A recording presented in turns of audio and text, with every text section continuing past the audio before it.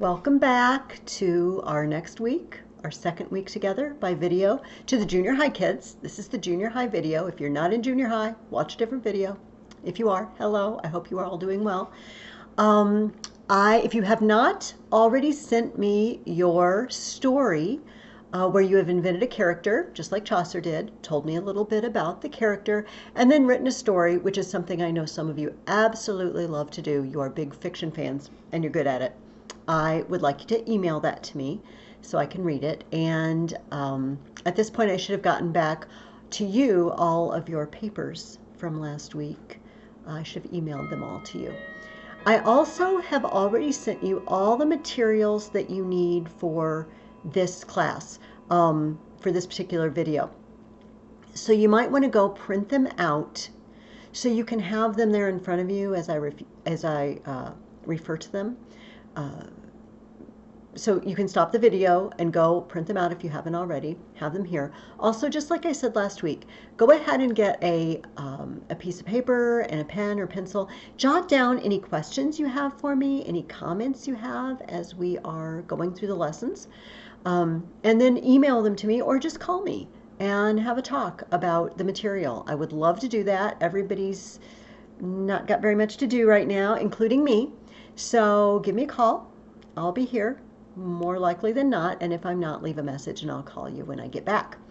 So for this week, let's start with our writing assignment. We are going to do a 5-paragraph essay again, but this is going to be a research essay. You know, we've been doing essays with the 5 paragraphs, but you've been taking the information out of your own head.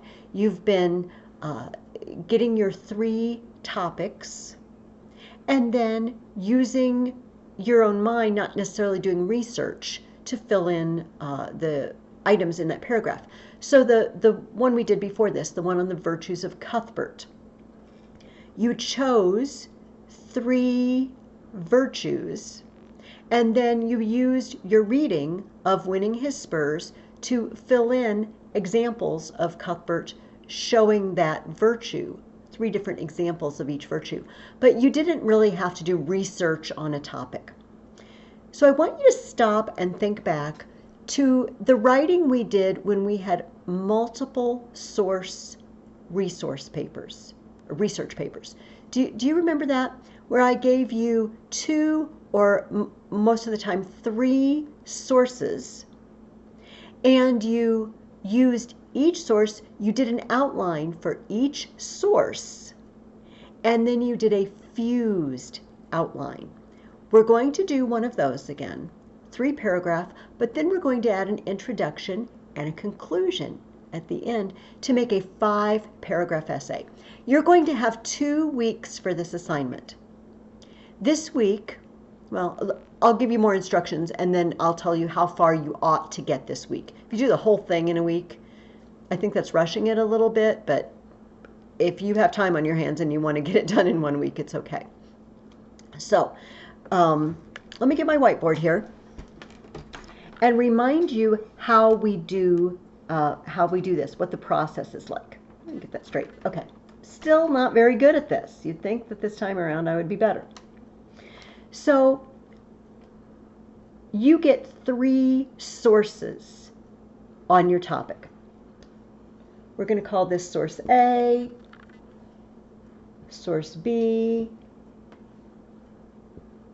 source C. All right? And you're going to pick 3 topics. Actually, I'm going to help you pick 3 topics here shortly. But what you're going to do is take the 3 topics, and from source A, give topic 1, topic 2, topic 3. Let's do a pretend paper together. Let's say we're researching things to do when everything's closed and you can't go anywhere. All right. So you need to pick 3 of these things. And these are actually books.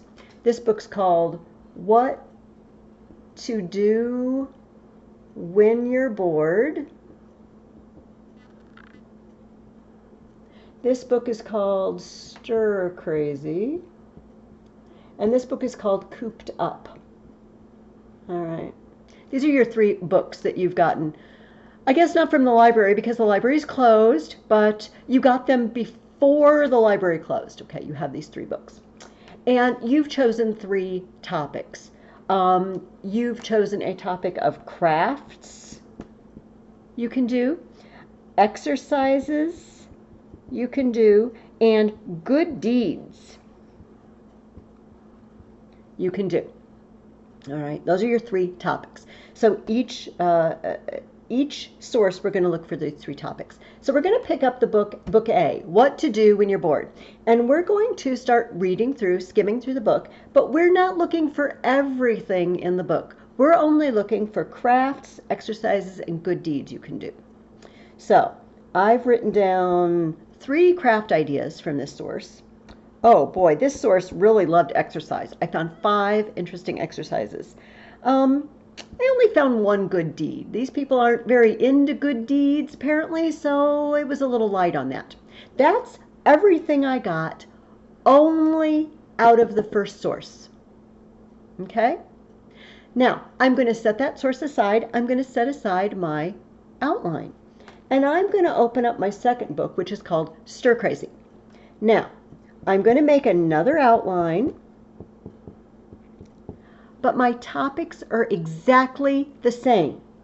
Crafts, exercises, and good deeds.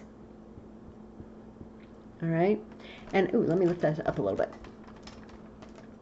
Now, I'm only interested in those 3 items, and I'm only interested in looking in the book called Stir Crazy, Source B. So this book has 2 crafts. I jotted those down because they were really good. It had only 1 exercise, but they had 4 good deeds you could do. All right, so I wrote all that down. Now I'm going to set that outline aside. I'm going to set aside book B, and I'm going to pull out book C, Cooped Up. I'm going to do another set of outlines with 3 paragraphs. Crafts, exercises, and good deeds. All right. Ooh, that S didn't turn out very well. Okay. Now I'm only going to look in book C. And I'm going to write down anything I find under these categories from book C, only book C. So this book had 3 crafts, 3 exercises, and 3 good deeds. Great. Now I'm done with my sources. I can put them away. I can't return them to the library because the library is still closed, but I can set them on a shelf somewhere so I don't forget them when the library is open again. Now, I'm going to take my 3 outlines. At this point, you have 3 outlines in front of you.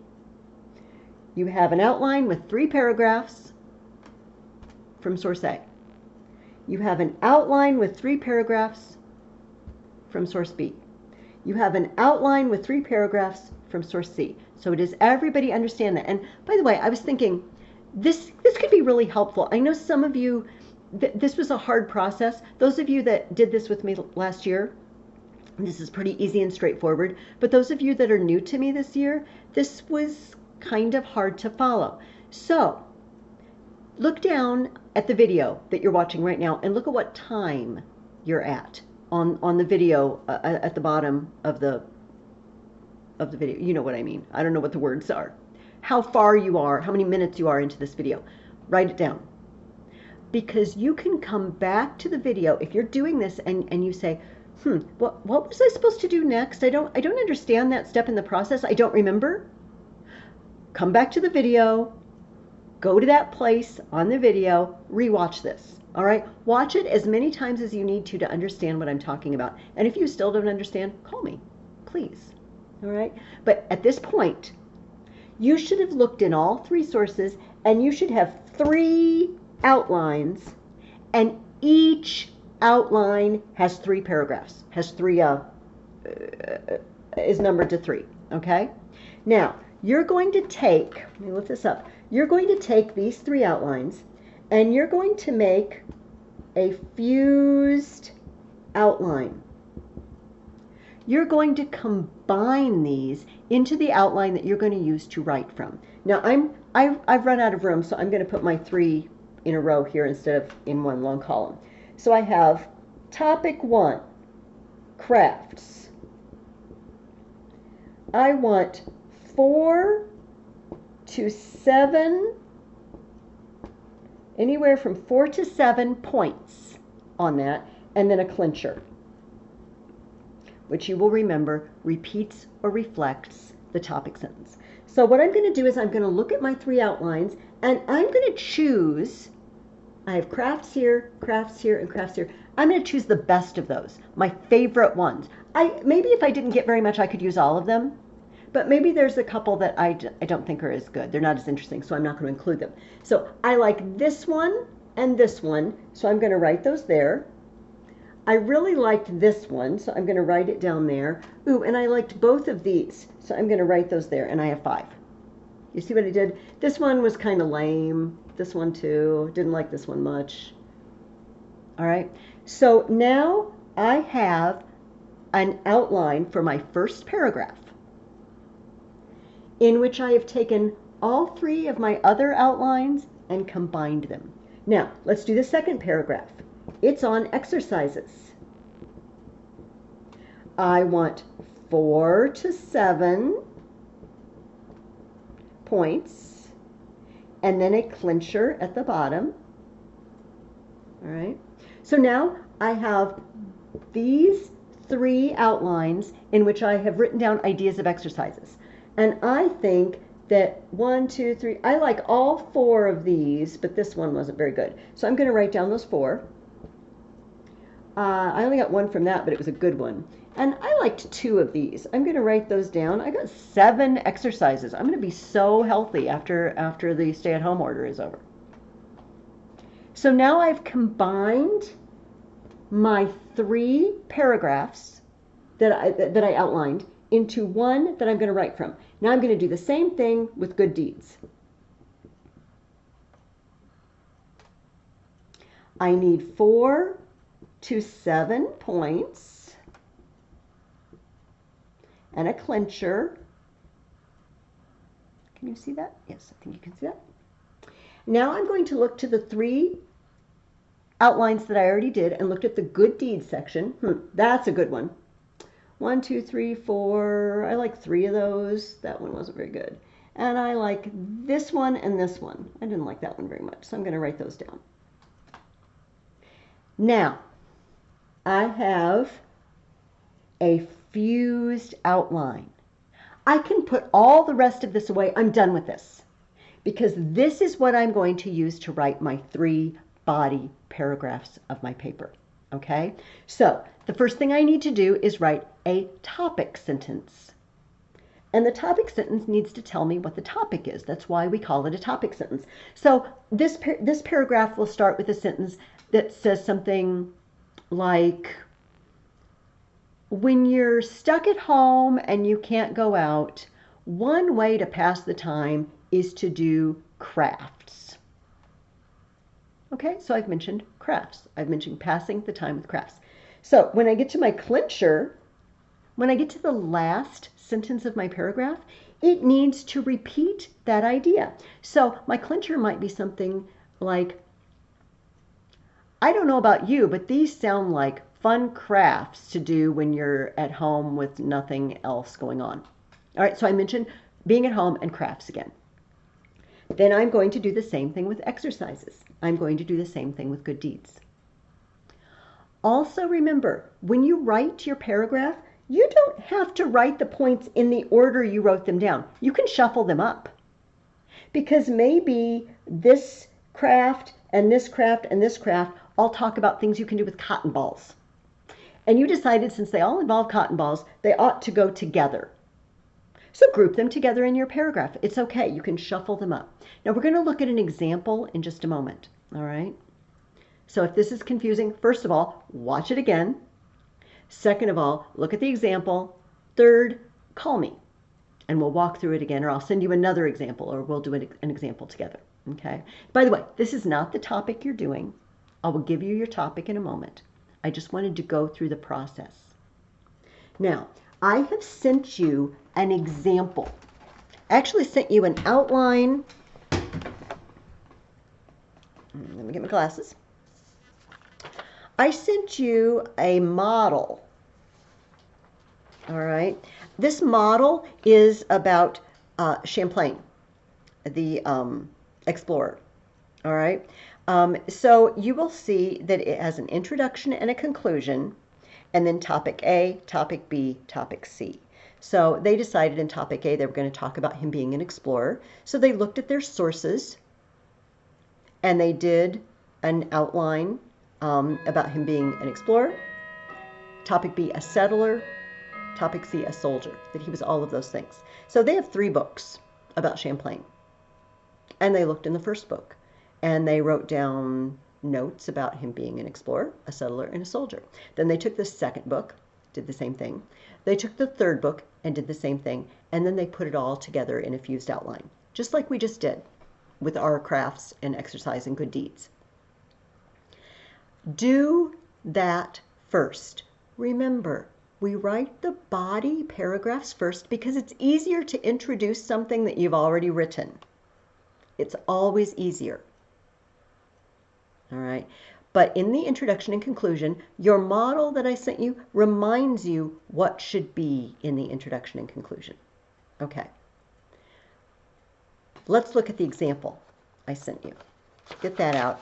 It is an essay that a student wrote, not one of my students, but an IEW student, wrote about cartoons, like comic strips in the newspaper. Let's read this girl's paper together and look at the elements, okay, that she did. It's called Captivating, Convincing Comical Cartoons, which is alliteration, if you remember. Have you ever laughed, giggled, or chuckled at a cartoon? If so, you may have just read some of the world's most celebrated cartoons. Cartoons have a great variety of uses. Throughout the enormous earth exists humorous cartoonists. Undeniably, there are many cartoonists, but Charles Schulz stands out. Okay, she asked a question, which is our attention getter, right? She mentioned her 3 topics. What are they? Uses of cartoons, cartoonists, and then one particular cartoonist, Charles Schulz. So that's the 3 paragraph topics we should see in her body. Let's check it out. Let's look at the second paragraph. Cartoons, which are used universally, have numerous purposes. Many cartoon characters make funny but wise statements. Essentially, most cartoons are developed for entertainment. Although cartoons are published mainly for amusement, some, such as political cartoons, send serious statements. Cartoons make you think. They enlighten you. They challenge. In some countries, comics have negative uses, such as propaganda. Positively, cartoons may be used to spread good news. Communicating ideas is a key use of cartoons. Okay, so look at her topic sentence. Cartoons, which are used universally, have numerous purposes. It's uses or purposes of cartoons. Look at her clincher. Communicating ideas is a key use of cartoons. All right, see how she opened up with uses, closed it up with uses. Now, she gave us some uses. Let's look at them. They make funny but wise statements. They're entertaining. They can send serious messages like political cartoons. They could be used negatively to spread political propaganda, or they could be used to spread good news. All right, so she gave us all those uses of cartoons. All right, second paragraph, we would expect to see her writing about cartoonists. That was the second topic she listed in her introduction. Let's read it. Across the enormous earth exist only a few cartoonists who remain renowned. Possibly Charles Schulz is the most famous cartoonist in recent years. Johnny Hart makes simple but profound statements about life with his comic strip BC. Although weird and bizarre, Gary Larson conveys intelligent messages in his highly acclaimed The Far Side. Turning everyday life into comedy is what Lynn Johnston's For Better or Worse excels at, while Bill Keene's Family Circus is superior at capturing the innocence of children. Who is better at revealing selfishness, sarcasm, and cynicism than Jim Davis's Garfield? Although few comical artists have succeeded, they have widely impacted our thinking. Okay, let's look at the topic sentence. Across the enormous earth exist only a few cartoonists who remain renowned. Cartoonists.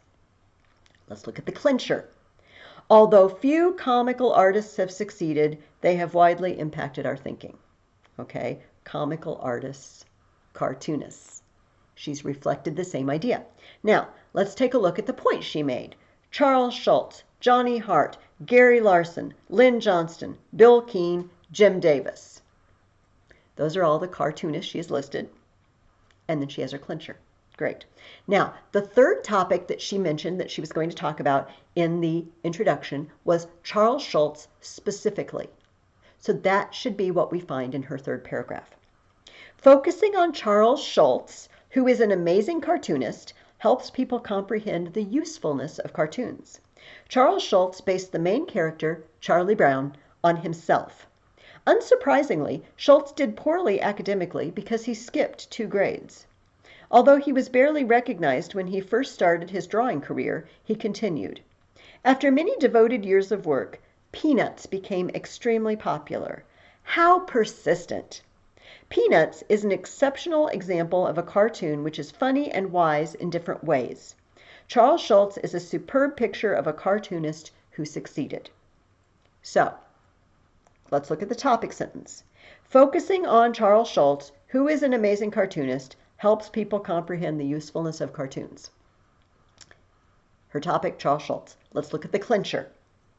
Charles Schulz is a superb picture of a cartoonist who succeeded. Great, okay? So we have topic, clincher, and her points about Charles Schulz were that Charlie Brown was based on himself, he didn't do very well in school, he wasn't successful initially, but he worked at it over time, and his cartoon is funny and wise. All right? So now she's going to wrap up the essay with a conclusion in which we ought to see, I haven't actually read this yet, we ought to see her 3 topics reiterated and which one she thinks is most important and why. Cartoons have multiple uses representing numerous devoted humorists with the illustrious Charles Schulz in the lead. Okay, there's all 3 of her topics in one sentence. To many young readers, merriment is the most enjoyable aspect of cartoons. So I guess she's saying uses is most significant, and it's the humorous aspect of the humorous use of it that's most important. Cartoons can be convincing, they are comical, cartoons captivate. And notice those 3 short sentences. She took the title of her paper from the final sentences. So see if you can do that. See if when you write your finished product and your project is done, that you can go to your final sentence and take some words out of your final sentence and see if you can get a title out of that. Okay, so I hope this makes sense. You've already done this before. You just didn't add an introduction and a conclusion to it. That's all we're doing. And you've been adding introductions and conclusions for several weeks now. So this should be getting very normal to you. So I know you want to know what your topic is. You probably already know because if you printed out the materials that I emailed to you, you will see that you have 3 sources on books called bestiaries. Since your Dorothy Mills reading was about medieval books, and she didn't really talk about this subject, I thought it would be really interesting, because they're kind of cool, to do a report on medieval bestiaries. A bestiary, as you will know after you do your report and after you look at the sources I sent you, is a compilation of odd animals. Some of the animals are real animals, but remember, books were scarce, there were no photographs, and people did not travel very much unless you traveled going on crusade or on a pilgrimage somewhere, which might For instance, if you were just going to Canterbury, you wouldn't have gone very far. Um, Many people did not travel very far from their own homes, and they certainly didn't travel far enough that there were different sorts of animals and plants that they would encounter. So the people that did brought back very strange stories. And so imagine you were trying to describe a hippopotamus or a rhinoceros or a lion to someone who'd never seen one. It, frankly, it might sound like a made up animal, a rhinoceros. There's this big thing, and it was huge. It was huge. It was as big as a cow, and it had one horn on its nose. And people are like, okay, you made that up. You so made that up. But they didn't. They were just describing a rhinoceros. So some entries in bestiaries, which were just set up just like an encyclopedia, where you could just look up the animal. Some of them were real animals, but described in a very sometimes odd way. Sometimes the person doing the describing was describing it only from hearsay. They hadn't seen it themselves. They were only describing what they had heard. Some animals in bestiaries are things we don't accept as being real. I hate to make a judgment that they never existed, but things like griffins that are half eagle, half lion. Trying to think of some of the other ones, amphisbaenas and cockatrices that were like chickens. The phoenix, the bird that would dissolve into ashes and then its young would rise from the ashes. And so there were only one of them at a time. And very, very odd animals that we don't accept as real. But they were fascinating looks at what medieval people thought was important and what they thought was true, and what happens, honestly, when you don't have photography and you don't travel very much and all your information comes from hearsay. So I thought this would be a fun kind of book for you guys to take a look at. So your topic is going to be bestiaries. Now let me grab my whiteboard again.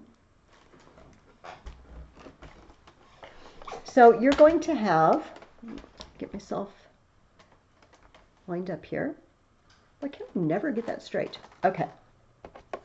So instead of our 3 books here, you're going to have source A, source B, and source C on bestiaries. Oops. And those are the 3 sources that I've sent you, that you've got an email. They're only a page or 2. You could print them out or just use them on the computer. It's probably easier to print them out. So you're going to look at the first source. I don't care which source you think is source A, just the first one you grab. And you, of course, we're not going to use crafts, exercise, or good deeds. We're going to pick 3 other topics. Now, I have, where did I put that? Oh, just a moment. I'm sorry. I'll be right back.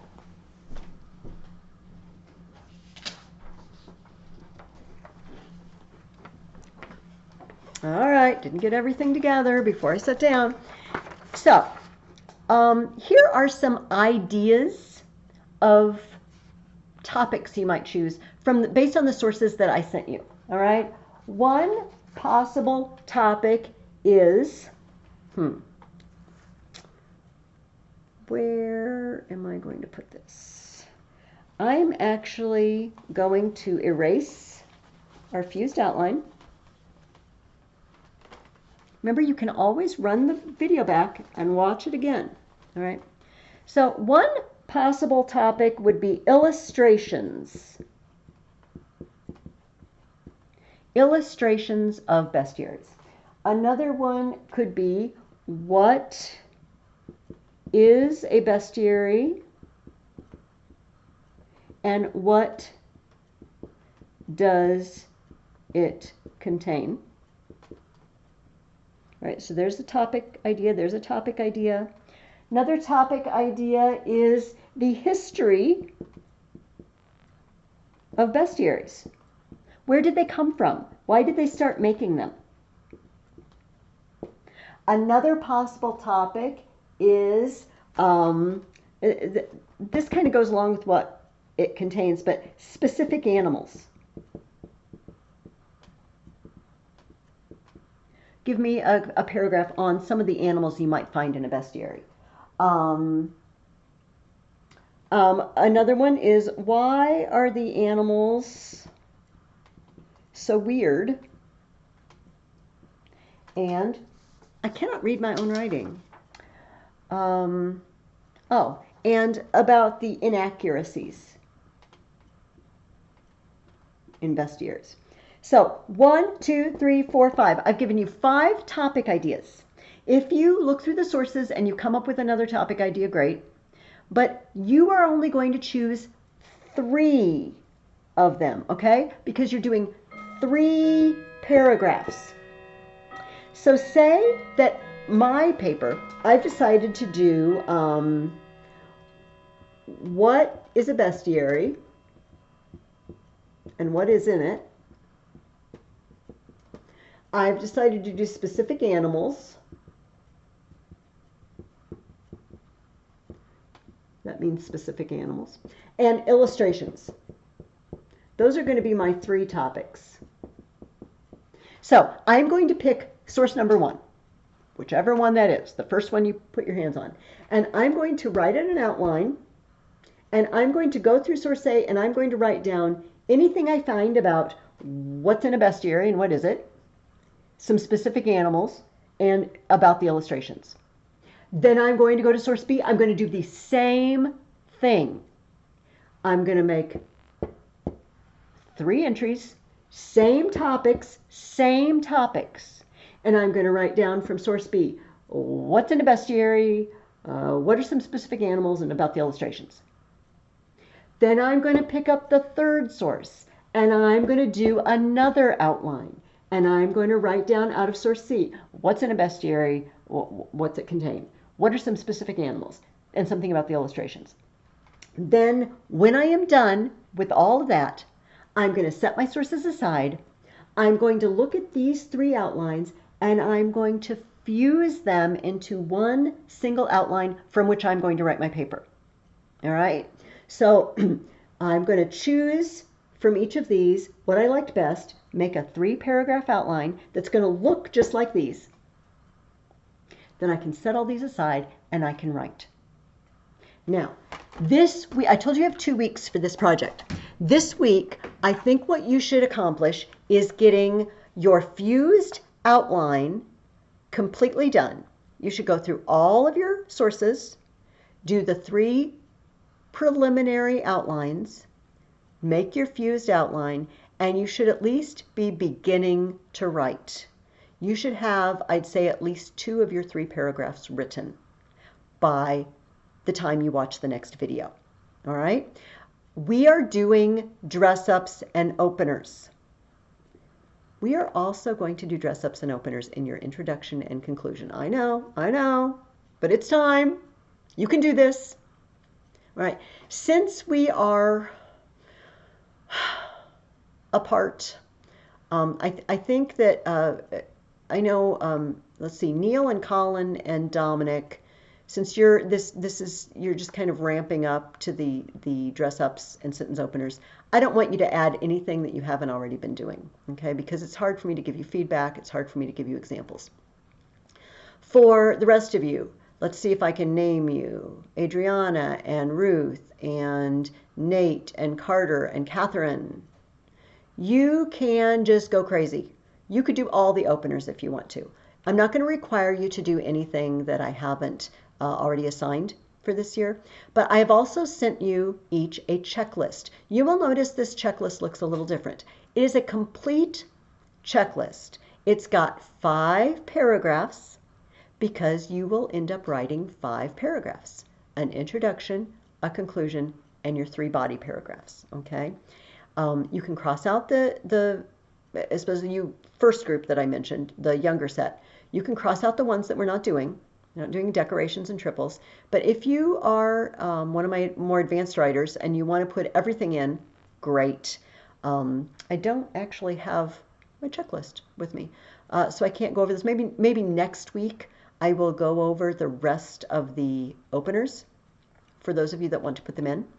and maybe talk about one of the other decorations and triples. We talked about triple extensions. You know that one of your decorations is alliteration, which we just met in the convincing, captivating, comical cartoons. So if you want to do that, that's great. Similes, metaphors, those are also decorations. Point them out to me if you decide to use them. I would love to see you guys using those. So for next week, if you haven't already emailed me your paper about your character and the story he tells, please do so. If you have any questions, ask me. But for this coming week, look at the 3 sources on bestiaries, do your 3 outlines, then your fused outline, and then begin writing the body paragraphs of your paper. Try to get at least 2 of the body paragraphs written this week. All right. Any questions? Call me. Let's move on now and take a look at the reading you did from the Dorothy Mills book. This week you read about books, medieval books. There was a short thing about science, which was kind of self-explanatory. But I want to look at the section on books particularly. I'm starting on page 305 of the one that looks like this. If yours doesn't look like this is chapter 19, part 4. I want you to stop and think for a minute before we talk about books. Imagine a world where every book had to be written by hand, and books were precious. Do you think that we would read more when books came into our possession? You know, if something becomes very common, it becomes less valuable in a sense. And so that's why gold and silver and precious jewels are so expensive and why they're so precious, because they are rarer than aluminum or gravel. Books were once very rare and they were precious to people. And so if you knew how to read and a book came into your possession, you better bet you're going to read it, because it's like finding gold or silver jewelry or rubies and diamonds. It's precious to you. We are surrounded by books, and so sometimes we take them for granted that because they're not precious to us. We can get them anytime we want, and we don't really value them sometimes. That's not true all the time, but sometimes it is. In the Middle Ages, they really valued the books. And in fact, on the section on libraries that you read, they talked about the books being chained to the shelves because books were expensive. Not only were Bibles chained up in churches, but books in libraries, where libraries were available, were chained up because you didn't want somebody just walking off with a very, very expensive, precious book. There might only be one copy of this book in your whole country, and you didn't want to lose it. So at the beginning of part 4 of chapter 19, she says, in the Middle Ages, every book had to be made by hand. The parchment that was used, the cutting of the sheets into the size wanted for the leaves, the binding of the book, and the copying of the script were all handwork. Okay, do you know what parchment is? Parchment is sheepskin. So you take a sheep's skin, scrape all the wool off. You have to treat the skin carefully. It takes a bit of time before the parchment is ready, and then it is cut to size. Another material that was used in the Middle Ages was vellum. Vellum is calf skin. All right. I have a book we're going to look at here in a minute, and we're going to talk about that a little more. But so no paper. You know, we also don't consider paper to be very precious. Paper is everywhere. Reams of paper are cheap. But in the Middle Ages, paper wasn't readily available like that. You used parchment or vellum, and it was expensive. You don't just use it to doodle. You don't do rough drafts on the parchment or the vellum. You're probably going to use a tablet and scratch it into the wax, you know, much like the ancients, or write it, you know, on the ground in sand or with charcoal on something. You're not going to use expensive materials just to doodle or do do a trial run. Now, Dorothy Mills tells us about some of the kinds of books, obviously Bibles and books, religious books. We talked about the fact that in monasteries, one of the main occupations in many monasteries for monks was the copying out of books for use in the monastery. Often they're going to be religious books, but honestly, they copied all sorts of books. Many of the books we still have today from the ancient world, that's due to the monks in monasteries that were crouched over those parchments and copying them out by hand. She also mentions Book of Hours, a Book of Hours. Now, I sent you 3 examples of beautiful illustrations from Books of Hours. A Book of Hours is simply the divine office, all right, the daily prayers, so that a person could have their own copy, and it would be specially made for them with illustrations of them or of their family or for them. And I sent you a couple of examples. There was the one that says it's Catherine of Cleves. This is a Book of Hours that was made in the 1400s for a noblewoman. As you can imagine, you're going to have money if you commission one of these. Peasants don't have their own books. They probably couldn't read them anyway. But you have to have a certain amount of money to commission a book like this to be made. So Catherine of Cleves was a noblewoman, and we don't know the writer or illustrator. We just know who the Book of Hours was made for. And so I sent you a beautiful 2-page spread of the beginning of the Book of Hours made for Catherine of Cleves. I also sent you 2 pages of a Book of Hours made for the Duc de Berry in France. It's called the Très Riche Heures, the rich hours, the beautiful hours of the Duc de Berry. And it's got, I don't know, something like 206 pages full of illustrations of daily life throughout the day and throughout the seasons of the year of a medieval manner. The peasants working in the fields and the different occupations that you did each day and each season. So it's a very great resource for our knowledge of what life looked like in the Middle Ages.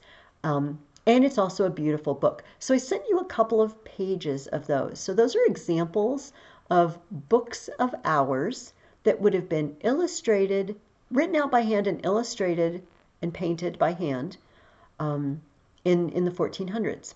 Like I said, I have a book that I want to look at after we look at the Dorothy Mills book. It's a children's book, but it gives you an idea of the process of making a book, and I just love this book.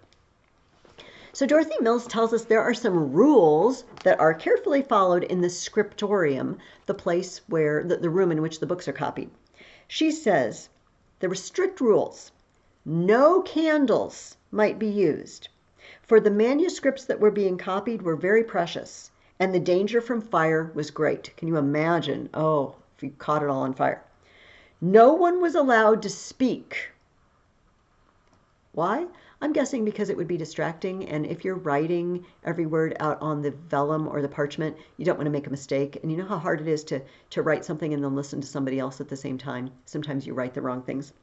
And generally, no one might enter the room unless you were a scribe. It's not a tourist attraction. You don't just come in and see how the work's going, because again, it would be very distracting to the workers. Now, Dorothy Mills also tells you a little bit about the script, the actual form of the handwriting, and how it changed over time. So I thought this was really interesting. So I found a link. I have sent your parents a link to a Khan Academy short video looking at how experts can look at a manuscript and look at the way the letters are made. And by looking at the way the letters are made, they can date the manuscript because the styles changed over time. So after you get done watching the video here, go ask your parents for the link, or if you already have it, get the link and go to the Khan Academy video and watch that. It's really very interesting. The writing is stunningly beautiful. You know, it looks like printing. Sometimes there are mistakes, but it's so uniform all the letters look so much alike. It puts modern handwriting to shame. It puts us all to shame in our skills. So watch that video. So a funny thing that happens sometimes in medieval manuscripts. So you're a monk and you're in the scriptorium and you're writing and you get a little bored. All right, you get a little bored. You need those books that what to do when you're cooped up or stir crazy, or then you don't have those books because there's no printing yet. You have to write them all out by hand. So sometimes monks were known to write things in the margins of the books, sometimes editorial comments like, I love this quote, or this is so true, or they'll write little comments of their own. Sometimes they write full out poetry. And in this part of your Dorothy Mills book is a very famous poem.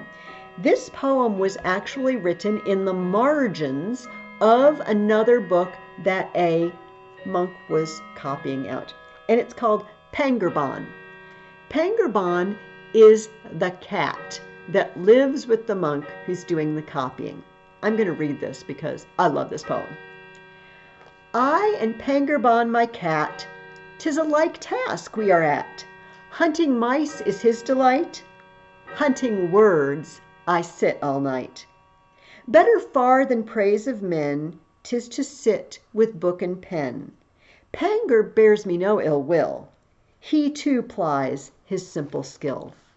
'Tis a merry thing to see at our tasks how glad are we, when at home we sit and find entertainment to our mind. Oftentimes a mouse will stray in the hero Panger's way. Oftentimes my keen thought set takes a meaning in his net. 'Gainst the wall he sets his eye, full and fierce and sharp and sly. 'Gainst the wall of knowledge I all my little wisdom try. When a mouse starts from its den, oh, how glad is Panger then! Oh, what gladness do I prove when I solve the doubts I love. So in peace our task we ply, Pangerban my cat and I. In our arts we find our bliss. I have mine and he has his. Practice every day has made Panger perfect in his trade. I get wisdom day and night, turning darkness into light. Isn't that lovely? The man and the cat, they're both catching something. The cat chases mice, and the monk chases knowledge. He catches knowledge in his net and makes it clear to others as he copies out his books and studies. We've talked a bit about the fact that books were not just written, they were beautifully illustrated. I sent you the links to the Book of Hours, the Books of Hours. I've brought in the Book of Kells book that I have and showed you the manuscripts. Beautiful, beautiful manuscripts that are works of art. Not only books, but works of art. Now, I want to read to you part of, let me just set this down on the floor, part of a book. It is a children's book. Marguerite makes a book. This is about a girl named Marguerite in the Middle Ages, and her father is a manuscript writer and illustrator for hire, and he is in the process of making a book of hours for a noble woman called Isabel. And he's getting older, and he becomes ill, and he's just not able to keep up with the work. So his daughter Marguerite goes about the task of helping him finish the book on time. I'm not going to read the whole book to you, but there's a section that's really worthwhile, and it's Marguerite going and collecting the items she needs for the making of the book. It's kind of amazing the number of places she has to go to collect the items. So let me turn to that section.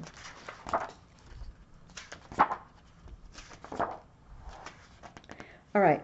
The first place she goes is, let's see if I can get this straight, show you the picture. She's going to the place to buy the calfskin, the vellum. You see how they have the skins stretched out. It says she followed him into a cleaner room with a window. There she saw, stacked against the walls, rectangular frames as tall as she was. On them were stretched the finest, most beautiful skins of parchment. Spiral-shaped white shavings littered the floor. All right, so she chooses it, and she has him cut it for her, and then she moves on. Next, she goes to the lady who sells eggs. Eggs? Yes. She says, I need goose feathers for Papa's pens and a few eggs, please. Eggs for supper or for mixing paints? For mixing paints. Very well then, she said. These are a few days old. They'll give you rich, thick paint. So she gets feathers for the quills, eggs for the paint. We're going to see what she does with the eggs in a moment. Then she travels to a spice shop. Let's see if I can get that. Okay, she travels to a spice shop. A tiny white-haired woman got up from her chair. Who's there? She asked. The old woman was Ninon the apothecary. She knew everything about herbs and cures. She says, it's me, Marguerite. I've come for dried saffron flowers, madder root, a cake of vermilion, some wax, pine pitch, and some lapis lazuli stone. Lapis lazuli stone! Ninon shuffled across to a drawer and pulled out a handful of small dark blue rocks. These are my last ones, she said softly. To think these came from over mountains and deserts, across rivers. All right, she's gathering objects that are from far away. Okay, so now we have the section where she is actually going to, I'm sorry, I can't get this straight, set to work. It says she lit a fire, set a small pot of water to boil, unpacked her basket, and then she set to work. The first part was easy. She would need a quill and ink to draw with. She shaped a goose quill with a knife until the end was very sharp yet flexible. Then she scraped some soot off the wall of the fireplace and mixed it with glue in an oyster shell. Soon she had rich black ink. Marguerite started to draw. With swift, delicate strokes, bouquet after bouquet of blooming flowers and nesting birds began to emerge in the margins of the manuscript. Gold leaf came next. In another oyster shell, she mixed chalk powder, glue, and a drop of honey. Then in the margins, she carefully dabbed dots of the mixture and let them dry. She slowly picked up shimmering square of gold leaf, breathed on the dots of glue to warm them, then laid the square over the dots. Where the gold did not stick, she brushed the gold leaf away. Then with Papa's smooth burnishing stone, she polished the dots of gold to a brilliant shine. Now she was ready to make her colors. She began with a very simple yet extremely important step. She broke one of the eggs that Blanche had given her. She separated out the yolk and beat the egg white in a clean bowl until it became foamy. Then she set the bowl aside to let the liquid settle. She would need 5 colors: deep red, yellow, green, bright red, and blue. Now let's see if I can do this. This book opens up. All right. First, okay, is this page right here. I'm going to see if I can bring this up. First Marguerite put the red roots of the madder plant into the pot of water that was now boiling. The water immediately turned a deep dark red, the same red she always thought as the stained glass windows of Notre Dame. She added egg white to the red liquid to make a paint that flowed easily off her brush. Okay, next step. Green came next. She crushed a handful of parsley until a deep green juice came out. This too she mixed with the egg white to create paint that was just thick enough. Next step, yellow. Now for yellow, which came from dried saffron flowers. She placed the crushed flowers into a little cloth bag and laid the bag in a small dish of egg white. The yellow color seeped out of the bag into the egg white, making a nice thin paint. Then bright red. Using mortar and pestle, Marguerite broke up a cake of vermilion, grinding it into powder. As before, she mixed the powder with the egg. Finally, the most beautiful of all, blue. She made a ball from wax and pine pitch, into which she mixed the crushed up powdered lapis lazuli.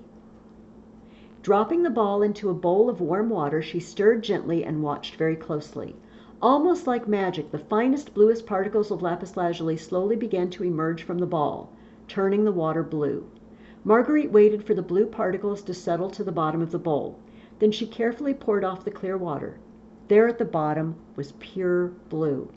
When mixed with some egg white, the paint was the color of the Virgin Mary's robe, the color of heaven itself. Now Marguerite was ready to paint.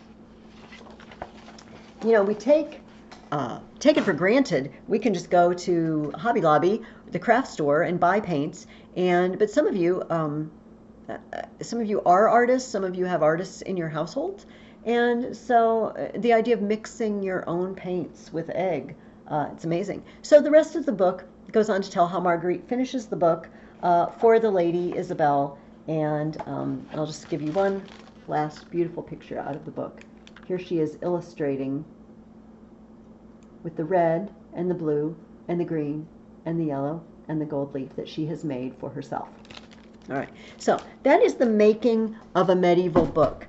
In 1453, printing was invented.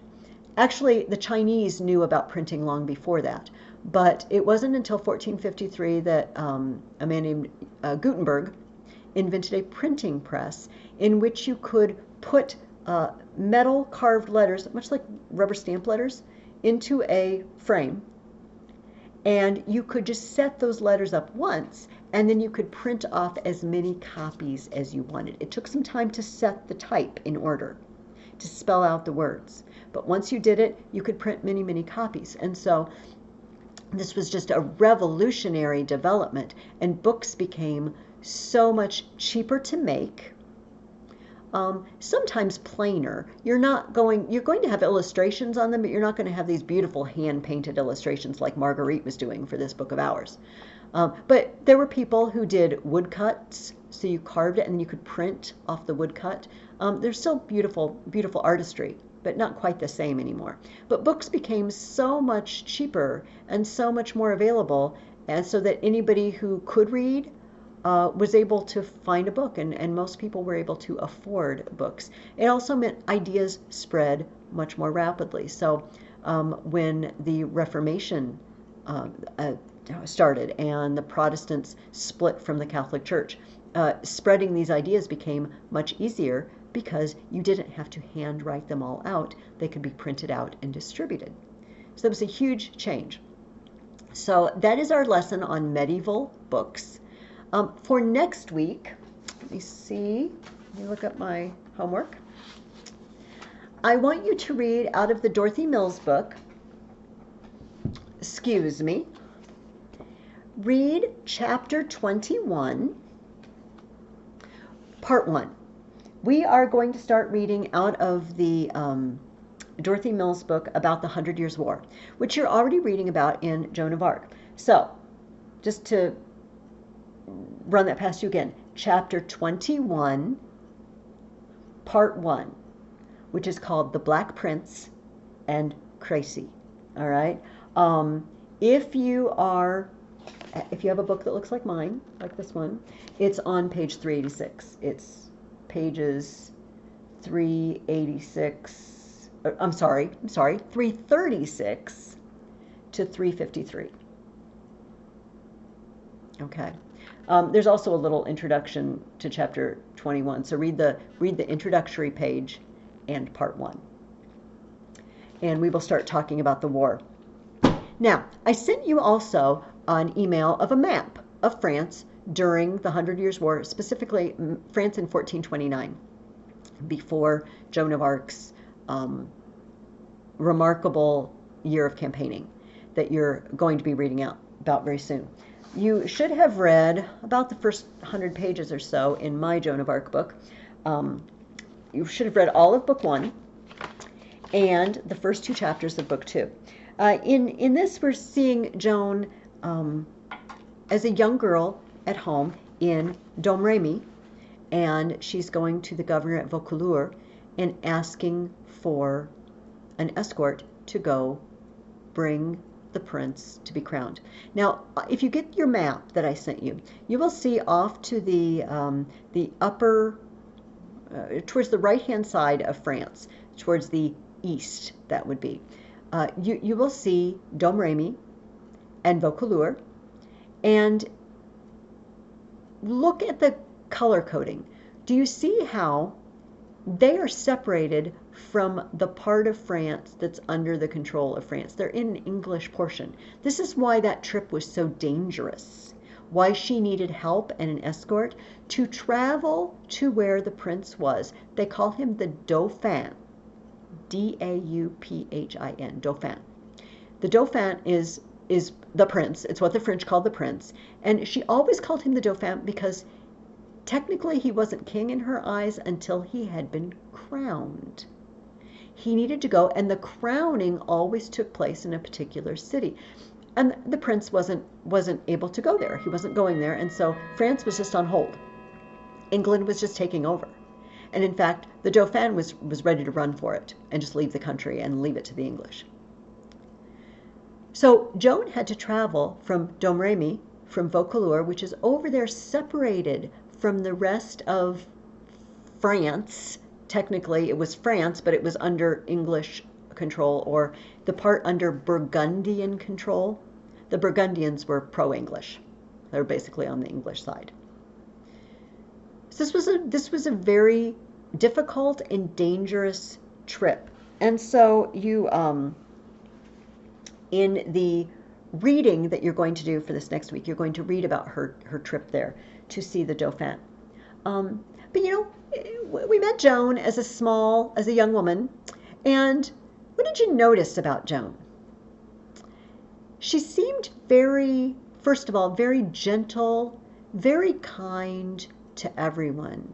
Do you remember the story when the ragged itinerant man came and everyone wanted to throw him out? Like, oh, you drifters, we're not just going to feed every drifter that comes by. But she did, and he turned out to be a lovely man and very entertaining, and everyone was glad to have invited him in. She saw something in people that other people just didn't see. She had an intuition, she had a giftedness from God to see through. You know, Scripture says that man looks on the outer appearance, but God sees the heart. Somehow I think Joan also saw the heart of people, and she could see what they really were. So, for instance, her friends, the Paladin, you know, he was named the Paladin because those were the Charlemagne's peers that got killed in the Song of Roland, because he was always being so brave and so tough, and you know, and he was sort of a braggart. But she saw something, and she knew he had a good, true heart. So these playmates of hers, she knew they had quirks, she knew they had faults, but she also knew their hearts, and so she wanted them with her later. So keep reading about Joan of Arc. Remember, this is written by Mark Twain, but it's written as if it is a translation of a French manuscript written by her secretary, who was also her childhood friend, and who knew for a fact that she had visions because he witnessed one. So for next week, I would like you to, keep reading in book 2 and read all the way up through chapter 13. All right. Chapter 13 is called Checked by the Folly of the Wise. We're reading about 100 pages a week in the Joan of Arc book. I hope you're finding it not to be very difficult. I really don't think it's a particularly difficult read. The vocabulary and language isn't particularly difficult. So we'll just read through it slowly. It's 600 pages, so I don't know how slowly it is, but we'll take 6 weeks to read it since we can't be together. So read up through chapter 13. Stop at chapter 13. Stop when you get to chapter 14, and then the next week after this, we will finish volume 1, book 2. Okay, so that's all I have for you today. Please, again, if you have any questions, call me, email me. I'm just here. and I'm waiting to hear from you. Love to hear from you. Just to recap your homework, you're going to begin your 5-paragraph essay on medieval bestiaries. You're going to get the 3 sources I emailed you. You're going to choose 3 of the topics, run the video back to where I had the whiteboard. They're about half an hour into this talk, 20 minutes in, where I wrote the possible topics on the board. Go back there, or find your own topics if you want to, but you can certainly use mine. And do a 3-paragraph outline from source 1. Do another 3-paragraph outline from source 2. Do another 3-paragraph outline from source 3.